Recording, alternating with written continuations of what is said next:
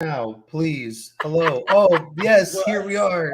Hey everyone, Oh, welcome back to the Business Building Book Club. We are starting a brand new book. I am so excited. So, if you have ever listened to the podcast, the SPI podcast or the Smart Passive Income podcast with an amazing host, Pat Flynn, who shares with us his business journey, the expertise he's learned from other people, all of that he has put together that information into a series of different books. And today I am so excited that we are diving into SuperFans. I always have to read it. So, SuperFans, the easy way to stand out, grow your tribe, and build a successful business. I'm so excited. I know I've already said that. I am so excited. But before we dive into that, I want to welcome everyone who's watching live, welcome everyone who's watching on the replay.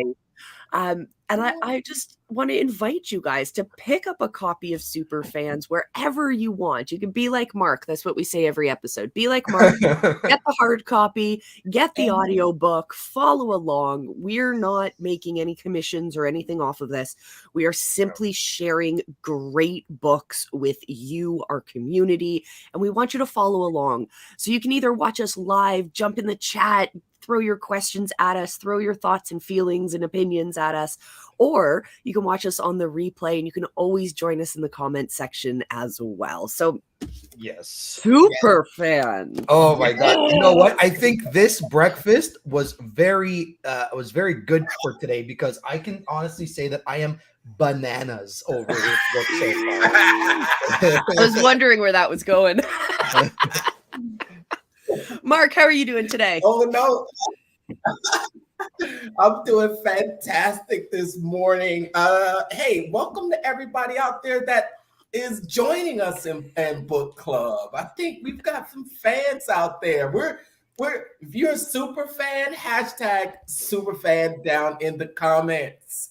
I love that. Oh yeah.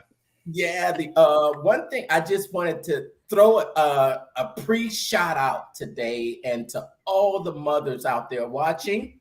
Yes. All the mothers out there watching, I want to say a happy Mother's Day. And if I had flowers, I would send all of you a dozen, at least a dozen. Oh, how sweet. Yeah. I think that mothers everywhere, all over the world, deserve it.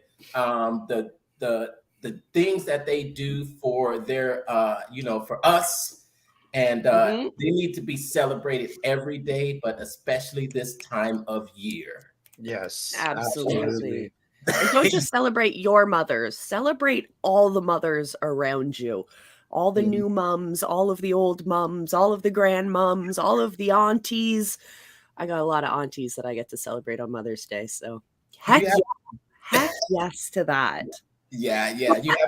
You have a lot of moms in your family, Molly? More sisters and brothers, or more? We are a very female heavy family. We have quite a lot of badass women in my family, so we get to celebrate them all. But the best part is the extended family, all of the aunties and all of the friends of the family, because it truly does take a village to raise a child, and it's wonderful to take a moment to celebrate everyone that has changed your life and helped you grow up to be who you are. So shout outs to everyone. Oh yeah. Absolutely. I am a super fan of my mom. I hope you're a super fan of yours. So we are getting into to this new book, and I thought it would be interesting to just read the prologue and the introduction, and then have a conversation before we really dive into the meat of what Pat's teaching in this book. Because super fans, that's a topic that I think we've all at least touch the surface of in our work, in our content and whatnot. So I thought it would be interesting to share our thoughts before we get into the meat, so we can see how those thoughts evolve as Pat teaches us his framework. He gives us a brief overview of it in these chapters, or in the prologue and introduction, and I thought we walk through those. How's that sound? Yeah. Oh Yeah, man. we were talking before about how much you have highlighted in this book, Yes. Molly. Also, before we dive into that, since Mark brought it up, I am seriously curious. I'm going to put a poll up on the Visibility Hackers YouTube channel later after this episode, but I want to know from you guys listening right now, your copies of books that you own, not library copies, not copies that you borrow. Do you write in or highlight the book? Or are you someone like Mark who's like, no, I can't get myself to do that? Are you someone like me who goes with multiple colors? Or are you like my former college roommate who she would always try and find that middle ground? And so she would use removable highlighters, the kind that you can erase. So I want to know, do you write in your books or not? Let me know in the comments, and then check us out on the Visibility Hackers YouTube channel, because I'll put up a poll. I seriously want to know. Yeah. I don't like writing in my books, so I keep about 4 or 5 different bookmarks from time to time. I love that. Hey, you want to talk about something funny? I don't even have a bookmark right now because it's in another book. I'm using a napkin. I just use the cover of the book. I do one of those. Oh, cool. Yeah, for thin books. You shared something with me, Molly, that I may start to do with how you put the little sticky notes right on the Not sponsored, but post it if you want to sponsor me. Post-it flags. My favorite thing for book club. I can't show you them because they're like all crumpled up. Yeah, post-it flags. Please sponsor me. This episode has been brought to you by Post-it flags and removable highlighters. All right, so let's dive into this prologue. Oh, yes, Mark, after we finish prologue, I want a tour of your bookmarks. Oh, this one here is actually one of those photo strips. Yeah. Love it. Love it. I've used like tickets. I use a lot of airline tickets as bookmarks. They're like the perfect size. Yeah. All right, so the prologue. This one I love. So we start out with a story. I was unsure of what to expect, and quite frankly, a little scared of what my wife, April, was about to show me. I'm hooked instantly from sentence number 1. So Pat goes on to this story about how this one evening his wife decided that he was ready to see her collection. She is a Backstreet Boys super fan. Oh my goodness. It was and funny. She has been keeping all of her merchandise in a box in the back of the closet, and she's finally ready to show him. Because not only is she showing him these items that she cares deeply about, no. She is showing her true self to him by sharing her super fandom. For decades, she has held these items. She has carried them from house to house. This is super fandom. And when this moment happened, I was like, yeah, okay, I get it. Like, we're talking something emotionally deep. Yeah, Mark. Were you a Backstreet Boys fan? Heck yeah, I was. Oh, heck yeah. I have a funny Backstreet Boys story. We can talk about that later, though. Oh my gosh. When I read this, the first thing I did was I went back and I asked them to play I asked my Alexa, I said, play the most popular song from the Backstreet Boys. What song was it? Do you know what it is? Backstreet's Back? Backstreet's Back. Alexa heard me. Alexa, stop. It's totally Backstreet's Back. No, it's not. Oh, I want it that way. I want it that way. Tell me why. Ain't nothing but a party. Lefty? Oh, I'm not singing right now. Join us for Book Club Night Edition, where we will sing along. Well, that, yeah. No, I think I did that because I kind of read about the chapters coming, and it talked about getting them to learn the lyrics. Yeah. Oh, Yeah. I'm excited. Yeah. Okay. So we're opening up this treasure chest that you was showing him, right? And so underneath, okay. So where's the good part? Okay, slowly she removed the lid, and I immediately locked eyes with one of the band members staring right at me. It was the tall, blue-eyed, blonde member of the popular boy band, Nick Carter, on the cover of his 2001 calendar. He had a smoldering look as if he was saying, "Hey, April, it's good to see you again. I'm still here. But who's this dude?" Pointing right at me. I'm short and I have brown eyes and black hair and a polar opposite of Nick Carter.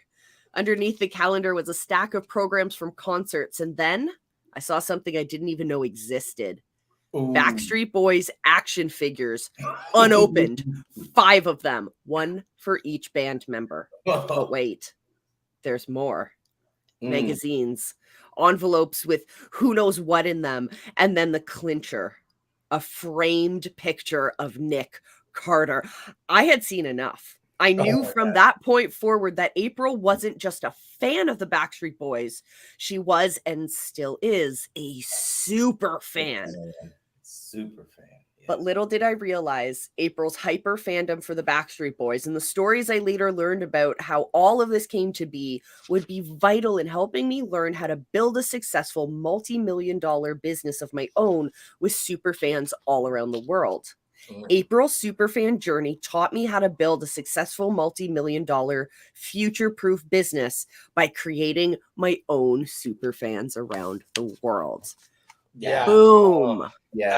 I know. Boom. I know that journey all too well. I had more than a handful of them when I was DJing.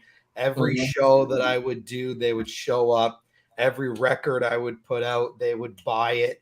And believe me, when you're buying digital tunes, they're only like $1.99 to, I mean, if you the website Beatport, they always I think Beatport invented inflation because they were probably the only ones that were charging like $3 for a song. But the point is that like I had people like over a decade ago who would just buy anything that I would sell. Like it didn't even matter. It didn't even matter if I was the opener of the show and I was playing at 9 o'clock or 10 o'clock. And it sure as hell didn't matter if I was on stage at 3 o'clock in the morning. These people were there, and it's fun. It's fun when you have them, and to bring it to bring it back to business.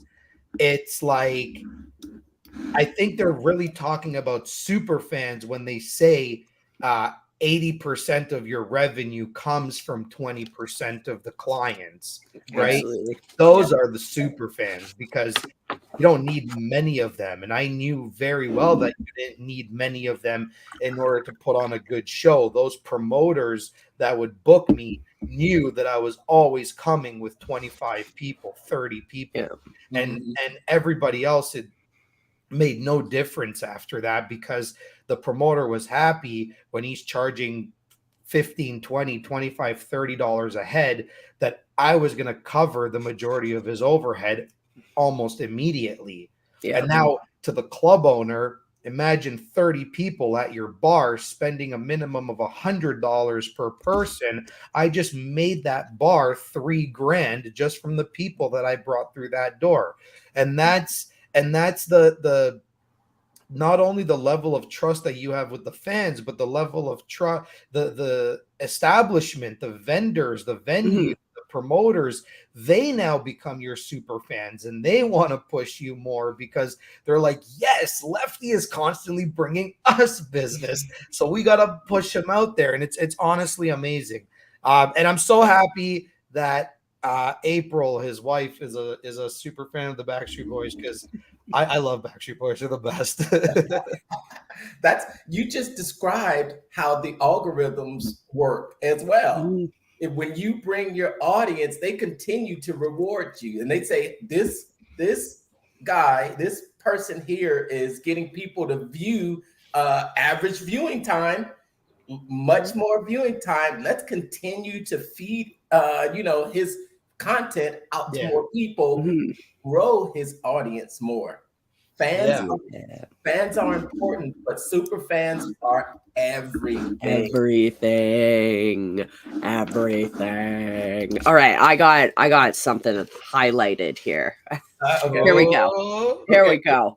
So page 18. Actually, it's a chunk. So this is what Mark just read. Fans are important, but super fans are everything. Everything. So as a super fan, you also become a hardcore ambassador for the object of your fandom. You wave that flag high and you wave it proud. You tell your friends and family about it, and even if they don't want to hear it, you take pictures and immediately share them on social. You might even start a YouTube channel or a podcast about it, and over time, you'll influence even more people to start loving this thing. Super fans invest time, money, and most importantly, emotion into what it is they love. And oh my goodness, could I give you a better example than ClickFunnels and the community of funnel hackers, for example? They wear their funnel hacker shirts proudly. The kinds of clothing that we wear, that we choose to identify with, that we choose to wear those labels and share them with the world, says a lot about us and our super fandom. So either of you guys got logos on your shirts right now? Well, I have this, but it's nothing. It's nothing. This looks cool. This was actually a plain one today. I'm wearing my Sick Kids Hospital shirt because we love Sick Kids Hospital. But those items that we choose to wear. So if you look at the ClickFunnels community, so this is an online software as service community that has gone really heavy into building the community and building super fans separate from the actual software that they sell. It's fascinating to see. So when you register, what do you get? You get a shirt that says Funnel Hacker, and everyone has that same shirt. And I know the feeling of putting that shirt on for that first time and going, heck yeah, these are my people, even though nobody around me even knew what that shirt meant. It meant something to me. And I knew that anyone who identified with that shirt was my kind of people. Then you go to a conference like Funnel Hacking Live and you have everyone in all of their gear. Everyone's dressed up. Some people even get into pseudo costumes. Women do their nails to have the ClickFunnels logos and stuff. Like, people go intense into this community because it serves them in a way that rewards them for that financial impact they put into it, and what Pat's saying is that emotional work that people put into it as well. What do you guys think? I mean, like, for me personally, I know that, like, with clothing especially, it's been a little difficult finding clothing that I can resonate with, just because, I don't know, I feel like things are getting a little stale in the fashion community, in my opinion. And and honestly, I'm not the kind of guy that's going to go spend like $3,000 on a shirt. You know what I mean? So it's kind of, you know, I've started to notice that, like, what I wear are things that I'm personally making myself. Like, I might think of like a slogan or a funny catchphrase, or even put one of my logos on a t-shirt or a hoodie or whatever, right? Like, I recently made a shirt that says make money, serve people. Like that's a slogan of ours, right? So I'm finding that I'm just creating my own things that I want to wear, that I want to represent myself with. But yeah, I mean, I remember when I was kind of like fashion crazed, like there were certain stores that no matter what, I was going there, I was buying those clothes because that's how I wanted to show up. And yeah, I mean, they still do a great job today, but a lot of the stuff now is like graphic tees and all that, and I'm not about that life. I don't do that. Well, when it comes to super fans, I think you can look at some examples out there in the market today, and I look at ClickFunnels as one, but then I also look at the Apple community, Apple products, and how there is this the worst mouse ever. The worst mouse ever, right? and how Apple has basically has these fanaticals. You could call them not super fans, but they're just fanatical about, you know, Apple products, and they wouldn't use anything else. Yeah. That's what I really take away from it. Okay, so let's look at ClickFunnels. You got people in the ClickFunnels community, but they aren't even using ClickFunnels. They love it, right? Yeah. They love the community, but I think Apple goes a step deeper, because it's not, when you're Apple, you use Apple and you kind of swear by it. So I think they've got it even deeper as far as the fandom is concerned. That's a very good point. Yeah. When you think of, okay, you have, and they've even got this, they make this big distinction between themselves and Android. And he in the book had this example. Okay, I did go a little bit ahead, so I hope I'm not going. Mark, no. The teaser. But did he talk about walking past a quarter? Yes. Walking down the street, and if you saw a nickel on the ground, how many people would pick it up? And if you walk down the street and if you saw a quarter, how many people would pick it up? More people answered that they would pick it up. But then if you saw $1, how many people would pick it up? And I think the examples that he gave just to express what being a super fan actually means. Yeah. What does being a super fan mean?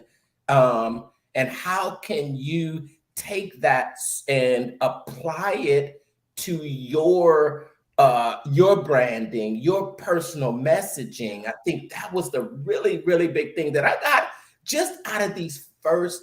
They're not even chapters. Yeah. So I was asking that same question, like, what does it mean to be a super fan? Like, that's the information I wanted to get out. What is that definition? And so there's two pieces I highlighted. Secret menu and feel like insiders. I know exactly who did the burger. So he's talking about California's In-N-Out burger. He says, or take out, or here, I'll give you both examples because I love Lego. So for example, there's Lego. Lots of people love Lego, but the company has a big subset of super fans made up from all people of all walks of life. The timeless and classic toy that lets people bring almost any vision to life has also inspired a dedicated fan community that includes adult fans of Lego, and they even have their own acronym for themselves, who attend meetings and conferences together. In fact, as you'll hear about later on in the book, it was Lego superfans who helped rescue the company from bankruptcy. It literally saved the company. Or take California's In-N-Out burger, which has earned the super fandom of many because it's consistently delicious food and its secret menu that makes those fans feel like insiders. The company also draws intense admiration for paying its employees higher than market wage, blah, blah, blah, blah, blah. And then he gives the classic example of Harley Davidson. How many people do you know who have some sort of Harley Davidson shirt, item, something, yet who don't actually own a Harley Davidson? And I say that as my father had a huge motorcycle that was at that time had a larger engine. It was 1600 cc's, and the Harley at the time, the biggest Harley at the time, only had 1100 cc's. But goodness, my dad's bike was a Yamaha, but it looked like a Harley. And so we still like that fandom, I think, is so neat, having those things that we can belong to, even if we're not actually paying for the item itself, because communities and fans are bigger. But secret menu, guys, secret menu. I had an experience. I had an experience with this, Molly. Burger Priest. Yes. The first time I walked into Burger Priest and these people are ordering these things, and I'm like looking at their menu. I go, "What? That's not. Where's that's that? not there. Where That's where is really?" Yeah. And then all of a sudden, I'm like, "Okay, I had to do my research. I was like so curious." And I go to research. I go, does Burger Priest have a second menu? That's what I wrote, right? And then it goes, Burger Priest secret menu, and it literally listed like another 10 burgers that you can order that's not on the menu, which is like the most absurd burgers that you could possibly order. Really? Now, I feel like the magic of the secret menu is like lost.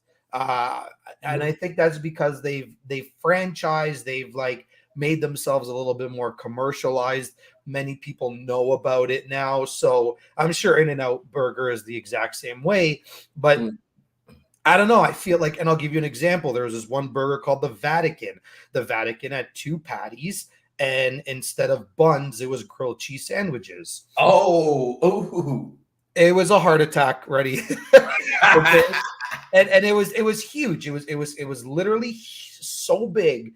But it's like, if I was to go to the Burger Priest right now and order the Vatican, it doesn't have that same effect on me anymore as it did 10 years ago, right? I feel like there's certain things that work at the time, but then once you expand and grow, it kind of loses that magic touch, right? So I don't know, that's how I viewed it. But yeah, that was my experience with the whole secret menu thing. It was so awesome at the beginning. You got so excited, you know? Wow. Molly, you mentioned wearing Harley Davidson, even though you don't own a Harley Davidson. Now, I think I have a Ferrari bag in there also. Yes. And it's and I think Pat touched on it in this prologue too, about the aspiration to actually associate yourself with this brand. And it's just interesting to see the breakdown of it, of how these things can really grow a business. And you know, when I think of SuperFans, I always think of the tech article that I'm familiar with, which is the Kevin Kelly, the 1,000 True Fans, and he mentioned that in this book as well. It's always, you know, you realize that these big companies are awesome, but it doesn't take 1 million fans to create a 6-figure business. Exactly. It takes creating your what is his name? Nick Carter. Your Nick Carter. Yeah. Yeah, create your Nick Carters. Yeah. Well, so just listening to this conversation, my brain is making different connections. So Lefty talks about how he makes his own shirts, because those are the phrases and the topics and the symbols that are relevant to him, and he's moving away from the consumerist mass produced things where we as brand owners would put our logo on things or our phrase on things and put them out for people to purchase and consume. Lefty's flipping that on his head. He's taking control of those items. So how do we connect this to business? Well, secret menu. You know what secret menu I think is fantastic? Starbucks. Because the Starbucks secret menu is really just other people's combinations of pre-existing menu items. They're just arranging them in a way that is unique to them. Like my Starbucks, what do I get? A Trenti iced green tea peach lemonade, half sweet with a little bit of extra lovin'. Like that technically could be its own secret menu item. Yeah, it's called the jargon menu. The jargon menu. I'm like, I don't. Starbucks has a secret menu. Well, like if you can order things that the baristas have come up with and they've like figured out their own menu things. And, yeah. Oh, really? Oh, yeah. I think like when Starbucks started introducing all these things, and obviously with like dietary restrictions and so on and so forth, Starbucks almost just removed everything from their packaged whatever menu. Like if you ordered something, it came with those ingredients. I think what they ended up doing was they just turned their ingredients into an itemized list. So it's like now you can make your own concoctions, because so many people are like, oh yeah, I want this, but I need it with coconut milk. I need it with almond milk. I need it with this milk. I need it with no milk. I need it with a lot of sugar. I need it with no sugar. I need it with half sugar. Like there's like the orders that come through, and honest to God, kudos to the baristas, because they're just like, oh yeah, okay, like they're on point. And like especially the ones that are on point, like I salute you, because there's a lot of orders and a lot of different concoctions that you guys got to think of, remember, and put together. I find it interesting because from the Starbucks perspective, it is every single menu item is unique and customizable, and it becomes this secret menu when you speak the secret Starbucks language, etc., etc. But another example of that in a different way is talking about burgers. We're clearly going to have burgers for dinner tonight, guys. Oh, I love burgers. We have this fantastic burger chain here in Canada called Harvey's, and they are known, one of their slogans is "Have it your way," or something like that. So you order a cheeseburger, and then you tell them all the things you want on it, and it's made to your favorite topping. So if you want 4 times extra pickles like I do, they will stack it with a stack full of pickles. But it's not a secret menu item.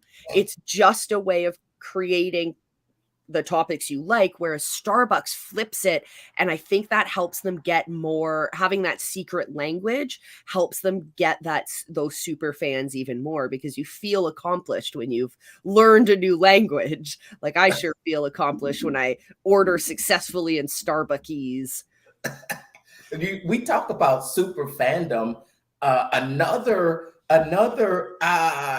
company, or we'll just call it a franchise, that have been able to create these crazy fans is you right there with Lefty, the Force. The Force, Star Wars. Just think about the Star Wars community. Oh my God. Yeah. And honestly, I am so, just to point something out to the audience right now, I'm actually super jealous of my brother. He went to the Star Wars Museum in Japan, because that's where he is right now. And I wish I was there. See there? Talk about fans that will buy anything that you put in front of them. That's a classic example of Star Wars, Star Trek, and those series. I want to ask this. Have you guys experienced a super fan moment with your businesses? And it could be big or small. Yes. Molly, My very one of my very first customers, I wasn't even fully developed in what my offer was going to be. And it was going to be something in, let's say, stream A over here. But because I was in this mastermind group with people and I was offering all of this different advice in relation to storytelling, visual storytelling, and like how that translates to your funnel, I actually got people emailing me and DMing me and hiring me simply because of the feedback that I was giving, rather than any offer I had established. And I had to like go through and remake new funnels and order forms for this new thing that people were like, hey, I need you for this because your expertise is what I want. And it was fantastic because those processes, working with those clients, I never felt worried about the relationship because I knew they came to me for my expertise. I didn't have to prove anything. I didn't have to justify things.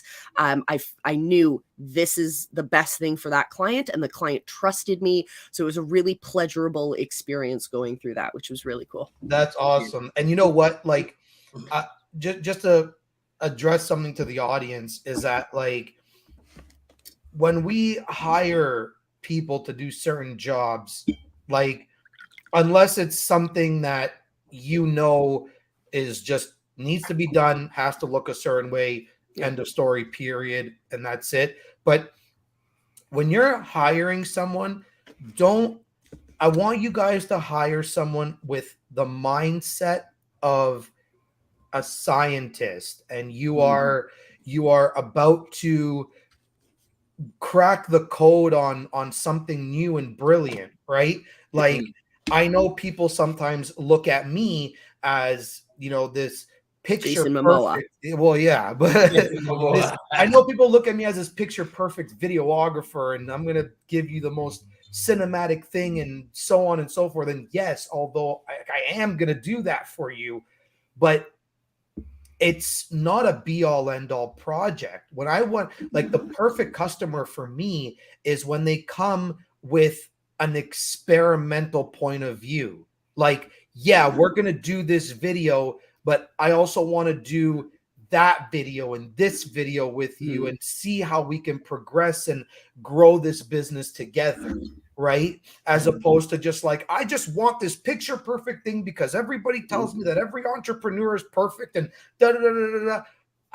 I just go, I'm closing the door. Goodbye. Like, like, come from an experimental point of view, because even like just Molly said, like, she didn't even have an offer ready yet, right? But people still came to her, which means that they trusted her enough to trial and test something that, even though Molly had the knowledge, she had to also learn a business to make sure that it works, right?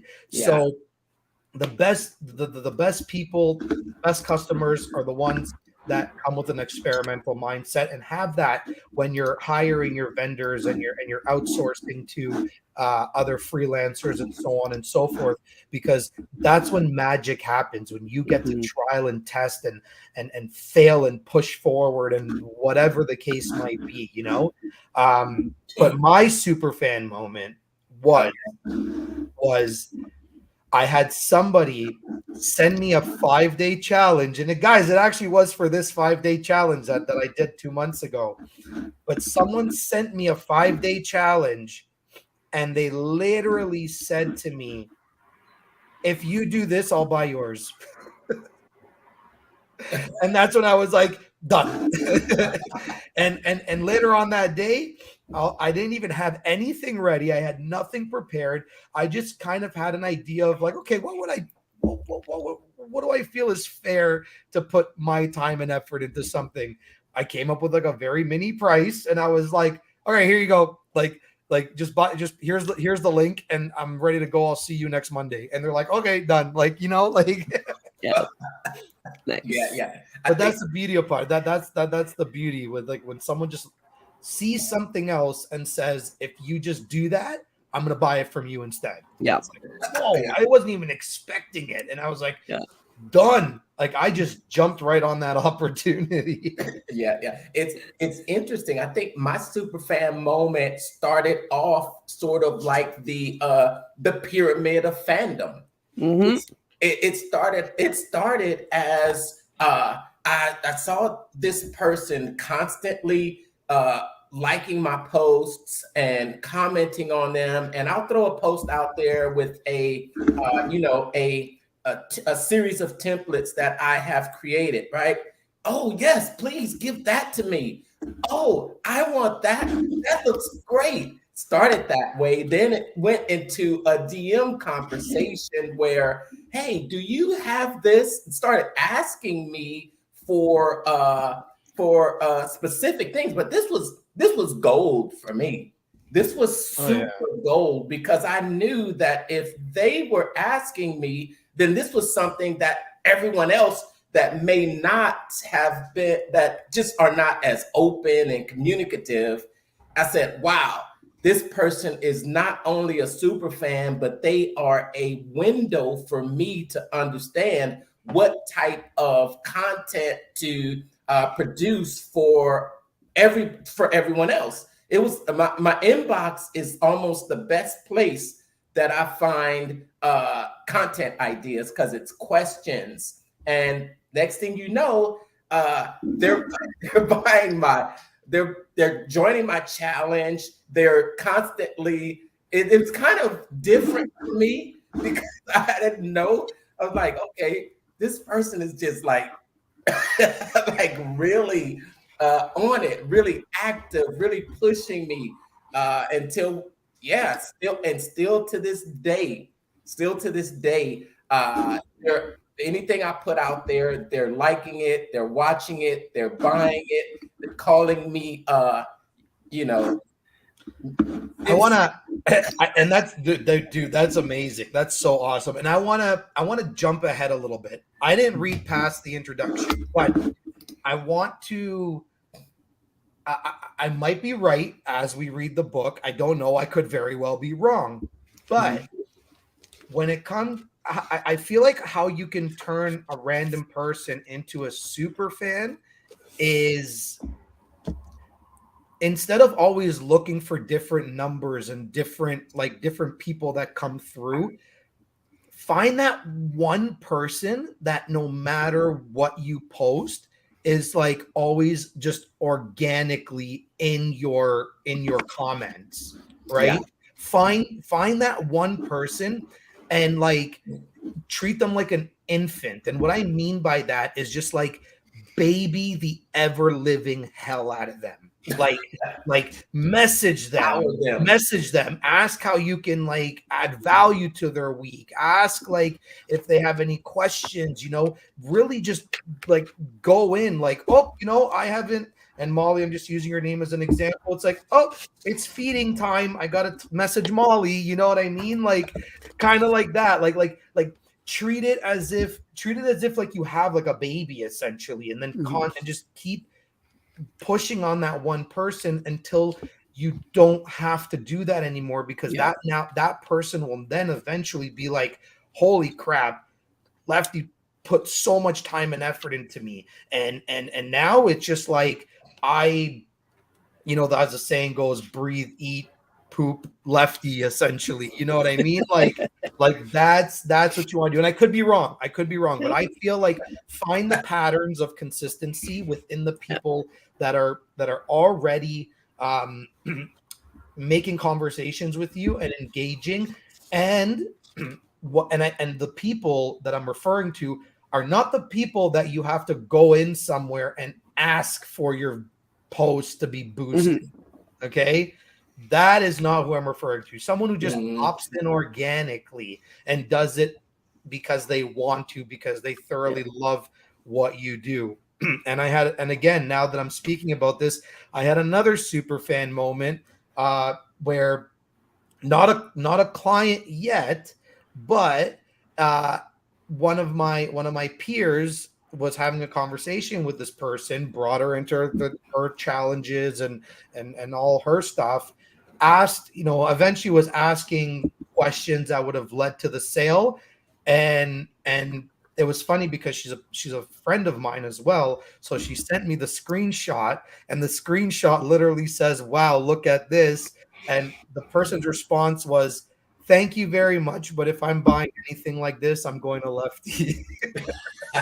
And I was like, "Yo, don't show me that. Like, I feel like an a-hole." Oh, that's good. How do you handle that? How do you handle that? I felt so bad, guys. I'm not even joking. Like, I felt terrible. I was like, "Don't show me those things," like, because I don't even do anything. So it's like when she sent me that message, I was like, I don't know if I should be like taking this as a compliment or if I should feel super bad. And I actually felt super bad when I got that message. Oh, it's okay. It's okay. I got another part of the book. Okay. Because we talk about traffic, and when Lefty says focus on one person, I feel conflicted. And I feel conflicted just from an emotional perspective. We've already realized that Lefty and I say the same thing, we just say them differently. So this is me recognizing that. So focus on that one person. Yeah, well, but I need to increase traffic. I need to get more people on my email list. I need to get more people subscribing to my channel. I need more. I can't just do one person at a time, right? That's not going to build me a sustainable business in terms of numbers. Don't worry. Okay. Pat has our back. So he says, show it to us. Because when you focus on creating super fans as a byproduct, you'll get more traffic, more followers, more views, and more subscribers. You'll build a stronger, more targeted tribe who will go out of their way to support you and what you do. They'll be more engaged, more excited, and more likely to take action. And they'll be more likely to buy from you too. I'm like, yeah, that's true. Because as you drip one person at a time, you're not actually just bringing in one person's worth of traffic, because as we've talked about, like Lefty, when he goes DJing, he brings a crew of people who then bring more people, who then bring more people, etc., etc. It's about that ripple effect. So when you're based in building that fandom, supporting people, showing them the future that could be amazing with your product positioned as the go-to solution, oh my goodness, you now have waves of people that are coming to you, and people are more likely to share that solution with their people in their communities as well. Boom. If I may. So just to clear that air a little bit, because this is where the miscommunication probably happened. I use the word one the same way when we say you, but we're not actually referring to you. We're just generalizing it. Okay. One is general. One could very well be 100 people, right? So yeah, again, saying the same exact thing. But it's true. It's true. When you are focused, and it doesn't matter if you're sending 20 messages in a day or you're sending messages to literally only one heartbeat, one person. It's because you are focusing attention in that personal one-to-one connection. Whether that's one person you are connecting with a day, whether it's 5 people a day, whether it's 10 people a day, whether it's more than that, in those moments, in those conversations, it's one person at a time. You're sharing that message with them. And that, I think, is so cool, because it is that ripple effect. If you're a solopreneur and you work a 9 to 5 and you're juggling your kids, but you really want to get your side hustle off the ground, yeah, maybe you have time for one connection a day. Maybe you have time for one connection a week. That's okay, because those will have ripple effects. And it'll be incredible to see. And my business is at that phase where I was worrying about the trickle in, but now I can start to see that exponential growth because of paying so much attention to serving value, to building those super fans. It's exciting. It's exciting. But I got one more thing. All right. Let us know what page. I'm on page 20. Page 20, paragraph.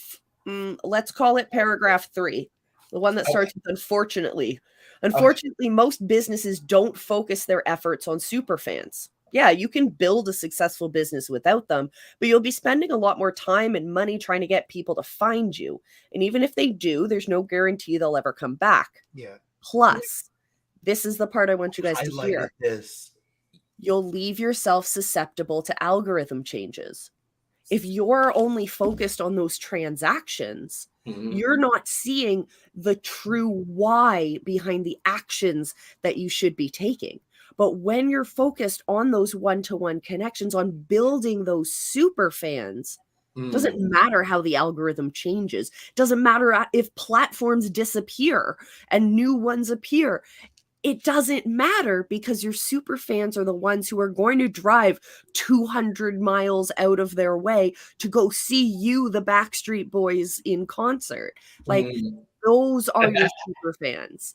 That is the level. So when I tell you about that client who asked me to build their funnel, even though I had never built funnels for anyone else before, that customer still calls me. That customer flies from their country to my country so we can work together. That is a super fan. That is going to allow your business to thrive despite what algorithms do, despite how they grow and evolve and change, because your community is going to dictate the kind of content, the kind of messaging, the kind of offers that you're going to serve to them, because they want it. They're like, hey, I have my credit card. Can you build this for me so I can pay you for it? Yeah, I can do that. So let me ask you guys. Yeah. Because I feel like and I want both your opinions on this one. Facebook's top fan badge, yay or nay? Because I feel like I'm okay, and I'm going to say nay on this one, only because I get notifications where it's like, I don't know, I'm just going to throw an example. You've earned a top fan badge from Mark. It's like, I haven't seen one of Mark's posts in 3 weeks. How am I a top fan of Mark? Accept it. Well, obviously, yes, obviously. But I mean, I just feel like these top fan badges are, I don't know, are they good? Are they bad? Because I feel like they're just being thrown around like hotcakes. So how can we truly tell who's a top fan and who isn't a top fan? How can I be a top fan if I haven't seen a single post from you in a week, or if I've never even engaged with you? So what are your guys' thoughts? I am in favor of it. And I'll tell you an experience that I had with a person that I'm in a mastermind with, and I was on their podcast, and just so happens that the podcast episode that I did on his show, I've been the top guest, like most views. Yeah. But I'm a support person. And I'm always gonna give. And I understand that the person who's on the receiving end of that knows it, and they notice you. So for me, it's more of a, and because this guy, the guy that has the podcast, and he has a business page and he always posts on it. And he said to me, he said, I noticed your engagement on my posts. Yeah. And he went and bought something from me. Cool. So I see it as a tool to give, and it's always making a free deposit, deposit that doesn't cost you anything, and it's building goodwill. It's building a stronger relationship with the person on the receiving end. They may, and then also on the flip side, if you are being active on someone that has a lot of views, then your name is getting seen. And that might lead someone to click on you and then go back to your Facebook profile funnel. So it's part of the funnel for me, and it's I like it. I do like it. I like to be a top fan for Russell Brunson. Yeah. Hey, look, I mean, I wear it like a badge of honor, but it's just a matter of like, I'm noticing that I'm getting top fan badges from people that I don't even engage with. And Yeah. I wonder how this is happening, right? Because and even vice versa, if they were getting a top fan badge from me, but they don't ever engage with my content, I wonder how is this happening? It doesn't make sense to me. Yeah. I think it might be those small little actions that you take that lead to them coming back and viewing your profile and maybe even scrolling through, then that triggering the algorithm to, for your content to be pushed out to someone else. So I'm visibility and activity. It's always, when you take an action, there's always going to be another action that results from it. And we might not realize that these small actions we take are what's leading to, I think I have 140 plus days of, I'm on a 140-day streak, Lefty. Oh, amazing. I think mine finished at like 133 or something. So I don't know. They haven't gone updated, but yeah, that's amazing. Yeah. Yeah, let's go. Let's hit 1,000, baby. Let's go. Okay, but Molly, I want to hear your thoughts. So I would say I don't have a lot of experience getting top fan badges, or at least it doesn't register with me when I get them. But I think I've gotten a couple, but they really didn't sit and have any meaning to me. So listening to Mark, I would have walked into this pseudo debate by saying, I'm on Lefty's side. I don't really see the point of it. Maybe it's a little bit watered down, but Mark, you've convinced me to switch sides entirely. Yes, the algorithm makes sense that it's feeding the algorithm. There's something that's happening there that we don't necessarily see. Algorithms are black boxes. We'll never see them. But from a psychological perspective, this is why I think they're interesting. So when we have acknowledgement of the things that we have accomplished, or a task that we've completed, when we have acknowledgement from our close community, so think of a child being acknowledged for cleaning up their room, their parents give them a thumbs up, they're like, this is good, we want to reinforce that behavior. Well, that starts to water down its efficiency or its impact on our brain. The dopamine hits we get, that feeling of pride, starts to water down because it becomes routine. But then when we feel acknowledgement from outside sources that we don't necessarily know the criteria for, so think about I think about in high school or in grade school graduation, there's all of those different awards that you can get, the Spanish award and the French award and the math award and the merit award, like all of those awards. We don't necessarily know the criteria that we're being judged against. It could be because the French award goes to the person who spent the most time in French detention versus the person who went on an exchange to France. No personal hard feelings in that situation whatsoever.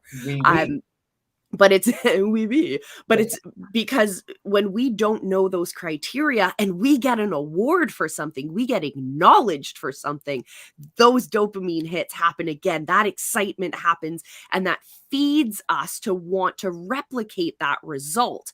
So if we get this award that's saying, oh, someone's a top contributor, you're a top fan, you're like, cool, how do I keep that going? So those of us who are more aware of playing with the algorithm will have a little bit of a different thought process to that, because we have a little bit more background information of what's going on. But it does feed that reptilian part of your brain to search for more reward. So I find it interesting in that respect. But I also love, like, when Mark says, if I become a super fan, or if I become a top fan of Russell Brunson, my name gets put out in front of all of Russell Brunson's fans, or even just 5% of Russell Brunson's fans. That is still a huge number of people. We love Marley Jacks here. So I was in a Marley Jacks program, and I was one of the top, I would say top 3 contributors in this group, and the contributions had to do with completing tasks within her program. So putting out your videos, completing that background information, having all your stuff organized. So yeah, I became really good friends with those people in that top 3 because our names just kept popping up. And it was that repetition of seeing that person's name. It built a level of authority for all of those people involved. And people started looking up to us and asking us for advice.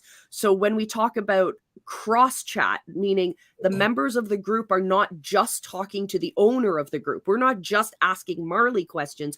We're now asking each other. We're now supporting each other in that community. Oh, it was amazing. But it's all like the psychology of it is really interesting. Yeah. All right. I see you there, Marley Jack's top fan. Yeah. but just think about that. Think about how you remember it.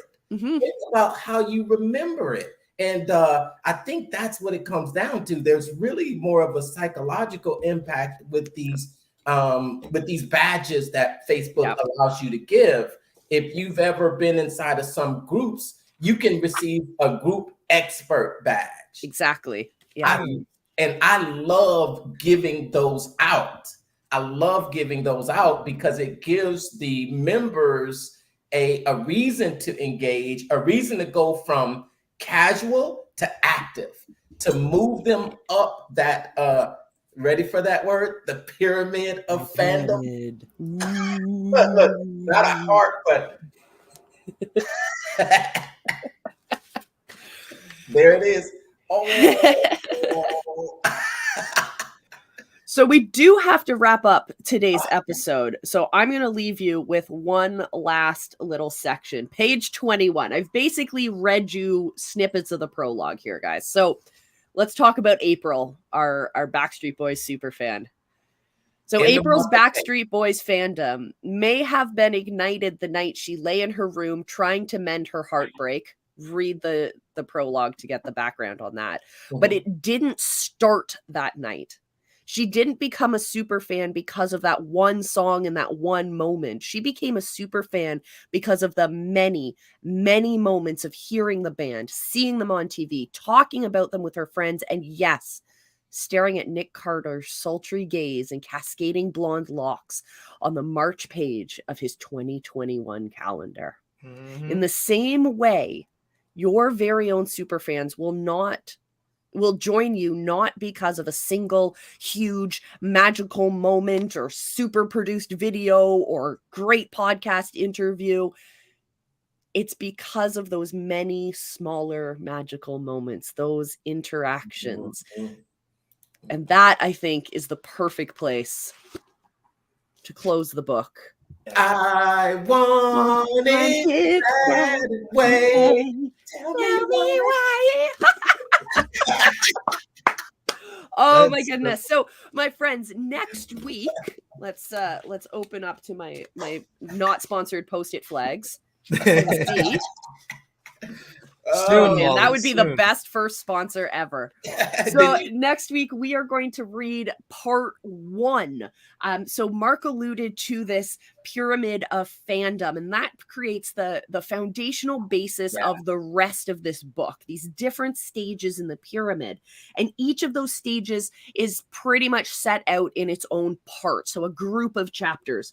So we're going to read part 1, casual audience to active audience. We're going to read chapter 1 about learning the lyrics that Mark already alluded to. We're going to read chapter 2, breaking the ice. Chapter 3, creating quick wins. Chapter 4, drive the DeLorean, which I am very excited for that chapter. Baby. And chapter 5, returning every handshake. So yes, we are reading quite a lot of pages, but that's because we want to be able to digest all of that information together. And if you got questions, comments, concerns throughout the week while you're reading all of these sections, definitely drop them over in the Visibility Hackers Facebook group. We can get some discussions going all week because, man, this stuff, so excited. Stacked. This book is stacked. Like, I cannot wait. we can channel the Backstreet Boys with the Business Building Book Club. Oh my God, I love it. I love it. All right, my friends, any closing words before we wrap up today? Have too much fun. Have too much fun with you guys every week.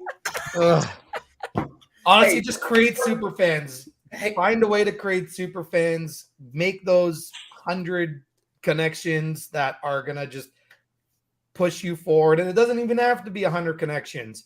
Maybe you have like a super high ticket item and you only need 10 super fans to make your business just completely explode. But that's where you want to be, so you don't be an algorithm chaser. When hey, that's it. Do not be an algorithm chaser. Be someone that actually makes a stink. And if you want to know what that might look like, you can always go check out my latest YouTube video about the direction that my business is going in. But so check out that's it. Video. Don't be an algorithm chaser. Yes. I'm excited about getting into this book and really learning how to, go from casual person, and it's an art. I think it's both an art and a science, and I'm excited. So don't blink, Lefty, because when you blink, it's going to be Thursday. Oh my God, today just came by so fast. I was like, oh, it's already Thursday. Where did this week go? Oh my gosh. Well, my friends, thank you so much for joining us for this week's episode of the Business Building Book Club. Join us again next Thursday, 7:30 Eastern in the AM. Or you can watch us on the replay on, where are we right now? We are on some Facebook profiles. We are on our YouTube channel, on the Visibility Hackers YouTube channel, on the Create with Lefty YouTube channel, and of course on the Mental Marketers YouTube channel as well. So let us know where you're tuning in. Mwah. We will see you next time. And don't forget to pick up your copy of SuperFans so you can follow along with us with part 1 next week. Until we see you again, my friends, remember, we love you. Be excellent to each other, and read. Go read. And go check out the poll I'm going to post on the channel, because I want to know what you guys do in your books. Everyone say goodbye. Bye.